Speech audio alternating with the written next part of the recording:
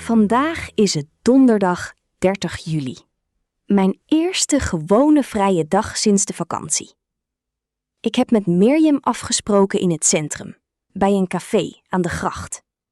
Het was fijn om haar weer in het echt te zien, niet alleen via berichtjes. Ze had foto's van Spanje op haar telefoon. Het strand, haar familie, een hond die ze had geadopteerd voor de zomer bij haar tante. We hebben lang gepraat, over alles en niets. Over werk, over de zomer, over plannen voor de rest van het jaar. Mirjam vertelde dat ze misschien gaat verhuizen, dichter bij haar werk. Ik moest even wennen aan dat idee. Ze vroeg ook naar Anneke, mijn nieuwe buurvrouw, en of we al samen koffie hadden gedronken.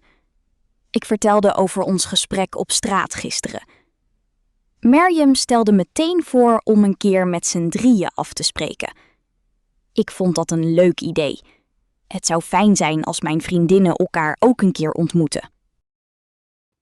Na de koffie zijn we een stukje gaan wandelen, richting de markt. Het was er drukker dan normaal, misschien door het mooie weer. We hebben allebei wat fruit gekocht en Mirjam kocht ook bloemen voor haar nieuwe appartement, al heeft ze dat nog niet eens. Bij de bloemenkraam raakten we in gesprek met de verkoper, die Mirjam al jaren kent. Hij vertelde dat de zonnebloemen deze zomer extra mooi zijn door het warme weer. Mirjam kocht er meteen een paar, gewoon omdat ze zo vrolijk stonden. Ik moest lachen om hoe makkelijk zij zich altijd laat verleiden tot spontane aankopen. 'S Middags ben ik alleen verder gegaan. Ik heb een paar boodschappen gedaan en ben langs de bibliotheek gelopen. Ik heb een boek geleend, iets simpels in het Nederlands, om mijn taal een beetje bij te houden nu de vakantie voorbij is. Thuis heb ik het rustig aangedaan.